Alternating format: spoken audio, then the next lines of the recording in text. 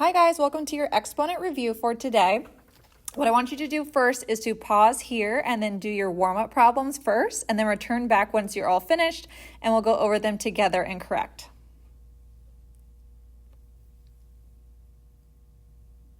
All right, so now that you've had your warm-up problems done, you are continuing on with the lesson. Here's what we have for your answers.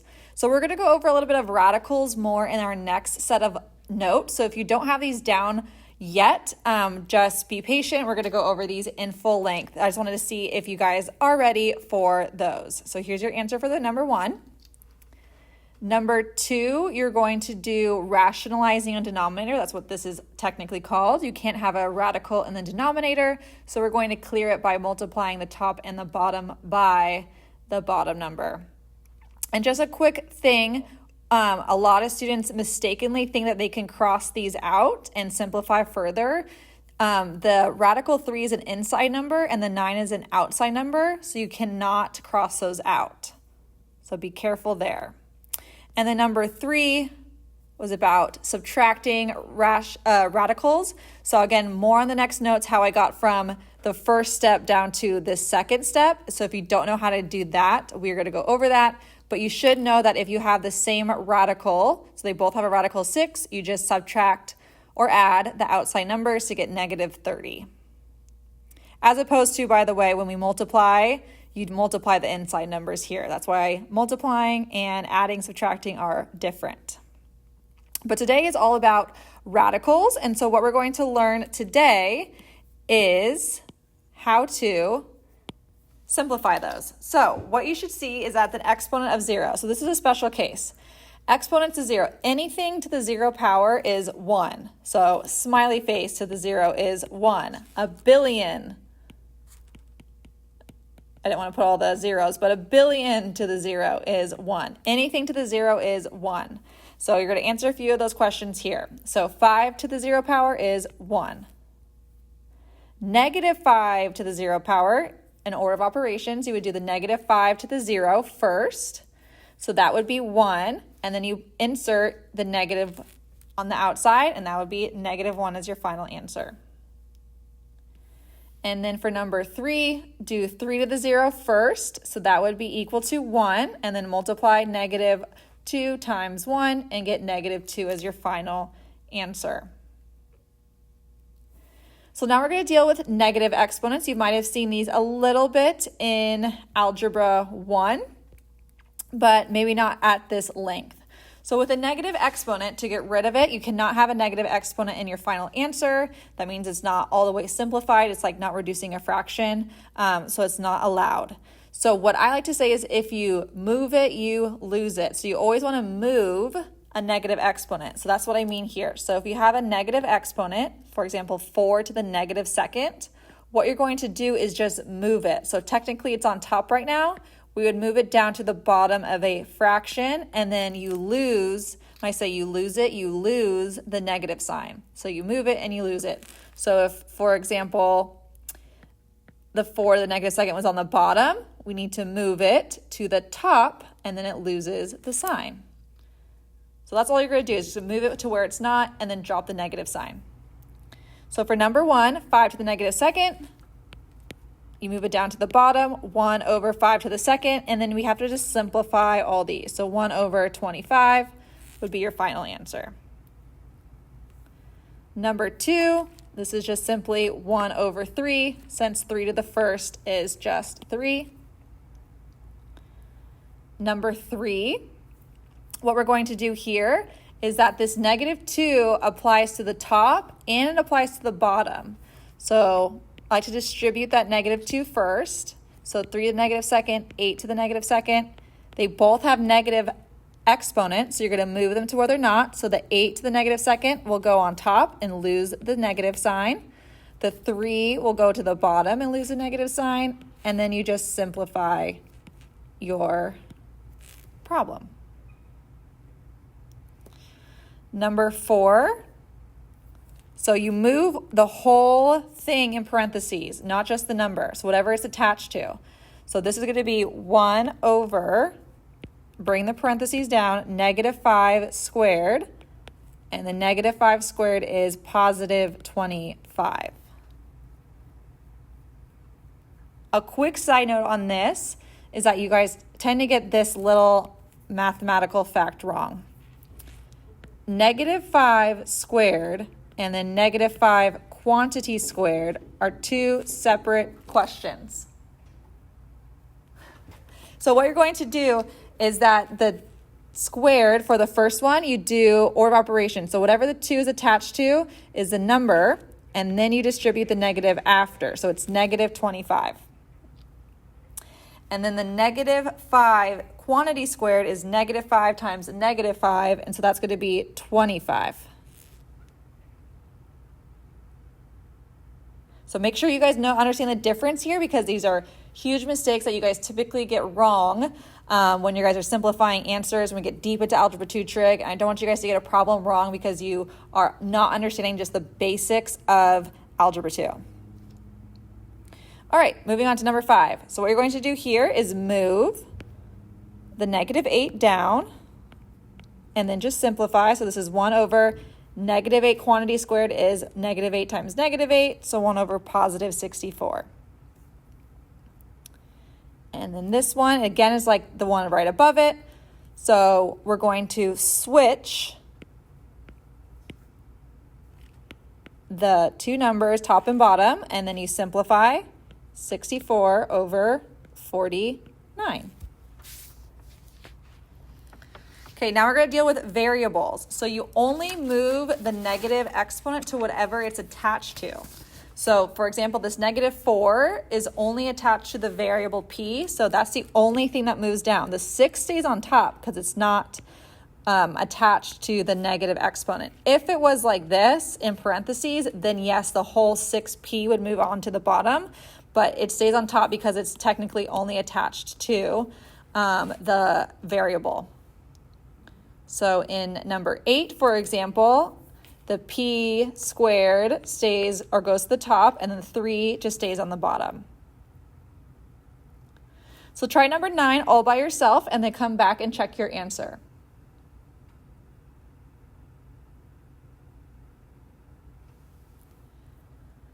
All right, so for number 9, you should get negative 5 all over x to the 4th, which is positive. All right, now moving on to more exponent rules. Now that you guys understand negative exponents, now you're going to be able to simplify, which is adding, subtracting, multiplying, dividing, all the fun things we're going to do with exponents. So I like to show you guys the rules for exponents in a PEMDAS way. So what you're going to do first, and I'll show you why I write it in this vertical fashion. The first rule you're going to learn with exponents is the power rule. So let's say the power rule is this. It's, for example, if I give you x squared to the 3rd power, that's what the power rule looks like. So you're like, what do I do with 2 and 3? Because a lot of you guys get confused with, do I add it? Do I multiply it? For a power rule, you just go down in your PEMDAS. So for an exponent, because this is an exponent one, right? Because it has exponents in it, you go down the list, and what the rule is that you multiply those two numbers. So I multiply 2 times 3 and I get x to the 6th. Okay, so now I'm at the m. So what if I have two exponents that are multiplying each other? So x squared times x to the 3rd, which is a totally different problem. What do I do there? You go down 1 mark, and that's at addition. So we add these two numbers together to get x to the 5th. These two properties are the ones you guys tend to mix up a lot. So power, you're multiplying. The multiplying problem, you're actually adding the two numbers. And then the last one will be division, which you guys tend to be actually pretty good at. So if I have x to the 5th all over x to the 3rd, and again, you just go down, you're subtracting those two numbers, so x squared. So now understanding those rules, we're going to do I know there's a ton of problems here. We're only going to do the left side, and I'll talk about what we're going to do with the right side in a minute. So I'm just going to go through all the left column. So we're going to start off easy, of course, and then we're going to go harder. So what I like to do with exponents, and there's a lot of different variables, there's coefficients going on, I like to highlight the different parts. So I'll highlight the coefficients, 2, 3, and 4. You multiply those together, you're going to get 24. Now let's highlight the y variables. So these are all multiplying right now. So you look at your multiplication rule. What we do with multiplication, we add. So we're going to add the exponent. So this is y to the first, y to the fifth makes y to the sixth. And now we do the same thing with the w's. So this is in total w to the 7th. Number 2.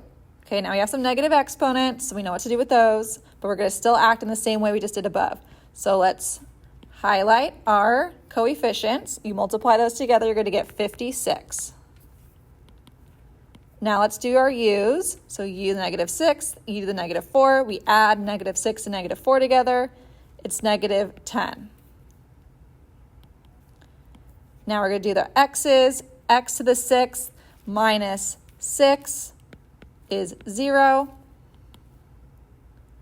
And then we're going to do v to the negative 5th and v to, again, an invisible 1 is there. That's going to be v to the negative 4th. So we learned above at the beginning of this lesson is that we can't have negative exponents in our answer. So what we're going to do is just simplify this so it doesn't have that. So 56 on top, u to the 10th will go on the bottom. We know x to the 0 is equal to 1, so we actually don't even need it anymore. And then the v to the 4th will go on the bottom. And that's your final answer. Quick note, because this is where, again, I'm going to try to point out everything you guys typically do wrong. Negative exponents aren't allowed, but negative numbers are totally fine. So let's say this ended up being negative 56. You can totally have a negative number. Negative numbers are totally fine. It's negative exponents that are not okay. So make sure you guys are really understanding what I mean by that. So negative numbers are totally fine. Negative exponents are not. Moving on to number 5. So simple division, you guys are really good at this. So we're subtracting top to bottom. So we're going to have a on the bottom and then b cubed on top. We're just subtracting the two numbers. So I just subtracted these and these. Okay, number 7. Two ways you could have done this. You can always move your exponents first. So this would equal x to the 5th on top and x to the 7th on top. That means you just have to add them, and it'd be x to the 12th. Or you could have used your division subtraction rule. Again, we always do top to bottom. So you could have just done 5 minus, and then the bottom would be minus 7. That's 5 plus 7, which would equal 12. So we know the exponent was going to be positive 12. So 2 different options. Again, in math, especially in this class, you're going to learn several different ways to arrive at the same answer. Number 9. So we're now getting into our power rule, so different than multiplication. What I want you guys to know is that this outside number, this exponent, needs to be applied to every term. So it needs to be applied to the 2. It needs to be applied to the a squared. So we always evaluate in parentheses. So it's 2 to the 3rd. And then when we're doing power to a power, we're actually multiplying these two numbers. So make sure you guys are understanding the difference between a power rule and a multiplication. So we just simplified 2 to the 3rd, which is 8, a to the 6th. Number 11, simply just a power rule. We're multiplying these two, x to the 10th. Number 13, again, we're using this 4 to distribute to each term. So 3 times that 4 is going to be replaced. And again, especially with negative numbers, please use parentheses so you don't get the signs wrong. So this would be x to the 12th because we are multiplying, and z to the 8th. And all you have to do here is just simplify the negative 3 to the 4th. So negative 3 multiplied 4 times is actually a positive 81, x to the 12th, z to the 8. And again, a careless error would be, oh, it's a negative number, I'm going to bring it like down or something like that. That means you're confusing all these rules. It's negative exponents that get moved, not negative numbers. 15, so you multiply, this is u to the negative 30th. We know we cannot leave answers like that. They're going to be marked wrong. So it's u to the, or 1 over positive u to the 30th. 17, same idea. So distribute this 2 everywhere.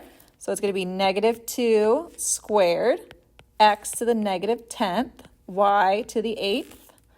And then simplify and move that x to the 10th to the bottom. So negative 2 squared is 4. We're going to have y to the 8th on top, and then the x to the 10th will be moved all the way to the bottom. And then 19 is one that's going to look like a very good test question. It's pretty much putting all your rules into one location. So you have to really understand the difference between power rules and multiplication rules. So we're going to first distribute this outside 2 to each of the terms on the inside. And then for the second parentheses, this is an invisible 1, so there's really nothing else to do there. We're just going to copy it down below. Okay, so if I use parentheses correctly, it's negative 3 squared. This will be x squared, y to the 6th, z to the 4th, and this is all times y, z squared. So now we're kind of back up to those original first problems where now we're going to be multiplying all these together. So we have our coefficient. Our only coefficient is negative 3 squared. So we're just going to simplify that to 9. Now let's do each of our variables. There's only one x, so x squared stays. We have y to the 6th and y to an invisible 1, so y to the 7th in total. And then lastly, you have our z's, z to the 4th, z squared makes in total z to the 6th. So I'm going to have you guys pause here. I want you guys can try all of them if you want to, but in particular, I need you guys, and what you're going to be asked and play pause it, I need you guys to do number 18 and 20 for me. Those are like obviously the 2 hardest ones. So pause here, take your time and do number 18 and 20 and then come back for your answers.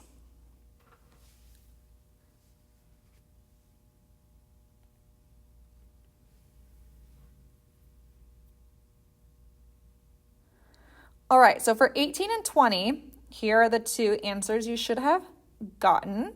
Again, these are like the hardest ones. These are ones that are going to show up on quizzes and tests. So make sure you guys are really understanding these types. The ones before should be warming you up for this type of content. So again, the ones above this on the right-hand side, on the right column, were optional. I will show you the answers right now. In case you were a student who wants extra practice and wants the answers, I'll show you all the answers here. Okay, so I'll leave this up for a second while I'll just finish these notes. So this is the end of your exponent notes. So make sure you guys take notes, rewind, rewatch if you need to.